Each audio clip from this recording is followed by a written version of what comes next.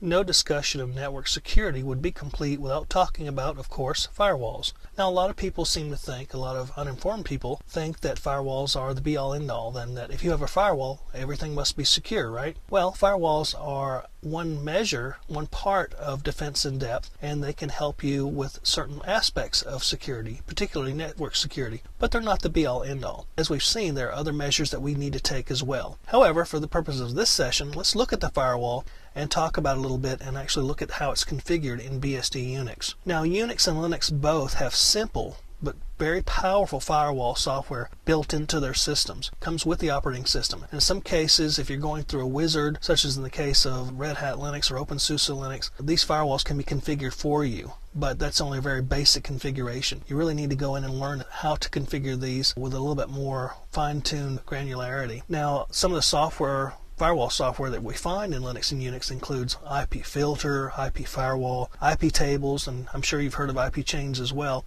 And there are others that are included in Unix and Linux as well. As a matter of fact, there's a lot of GUIs built in Linux that actually access IP tables and IP chains and so forth that help you configure them without the need to do it at the command line. But it is useful to know how to do it anyway. Now, BSD Unix's firewall is configured using a couple of different rules files. First of all, you have the IPF.rules files, and that's basically where all the firewall rules go that allows or denies certain traffic from coming into the computer. But the firewall configuration itself is found in etc.rc.conf, and we've seen rc.conf several times already throughout the course because there's a lot of different things configured there. Now, the IP firewall service itself controls the firewall, and basically this service is loaded up at startup and starts the firewall going. Let's go ahead and take a look at some of the configuration files of the firewall and go over them. Okay, we're in /etc right now, and what we want to do is go ahead and take a look at the rc.conf file. We've seen this file several times already, but we've added some new lines. Now, we know that there's the host name in there and the ifconfig and the mouse commands in there. We also see a couple other lines in there. We see inetd_enable equals yes, and we see that that was generated by sysinstall. Now, I've also put another new section in there, and that's the firewall and IP filter sections. Now, you'll see that there are several lines that define the firewall and how it's configured. First of all, firewall_enable equals yes. That basically tells rc.conf that the firewall is on and running.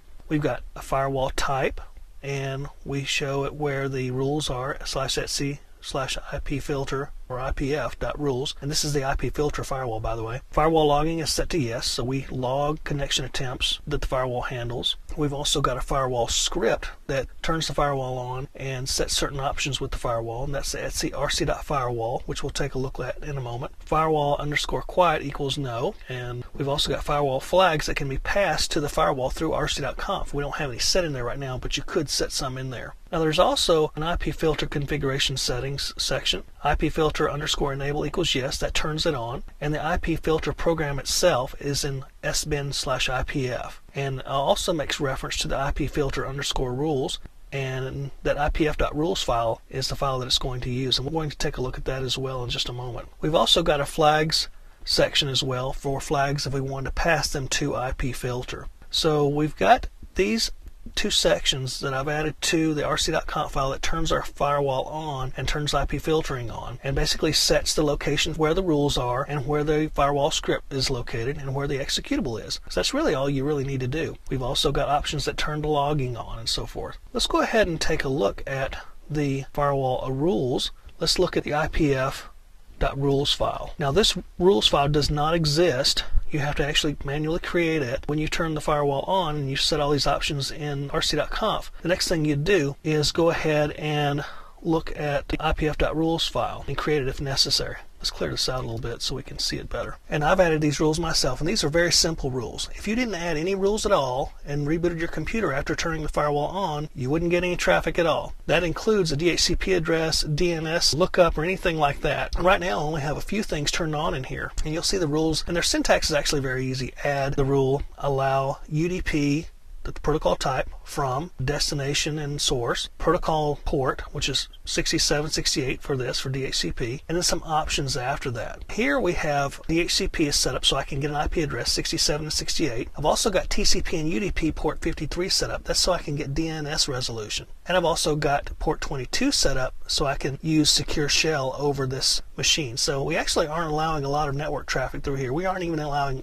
web traffic or email traffic or any of those common things. And you'll notice at the bottom there's the deny rule. And deny rules normally go at the bottom of a firewall configuration file, regardless of what type of firewall it is. And that's usually where you allow only certain things up front and then deny everything else. And rule order is important. If you had placed this deny file at the very top, it would get there, see the rule, and that's when it would stop. It goes through the list of rules until it finds a match, and then it stops. And if it doesn't find a rule that matches, it keeps on going down the list until it hits the bottom rule. In this case, that's the deny and log any traffic from anywhere to anywhere. So we've only allowed 2 or 3 things in here, 3 things, DHCP, DNS, and SSH in this rules file. The next thing we can look at is the rc.firewall file, and this is basically a configuration file. And this really, you shouldn't be messing with this unless you really know what you're doing. This is a configuration file that covers the firewall itself, and it talks about where the firewall is going to be configured at, and it's going to show you what options you can pass back and forth from rc.conf to this file, to the firewall. And there's different options you can configure in here. And again, I don't know if I would change any of this unless you really need to, unless you really know what you're doing. So there's a lot of different options in there.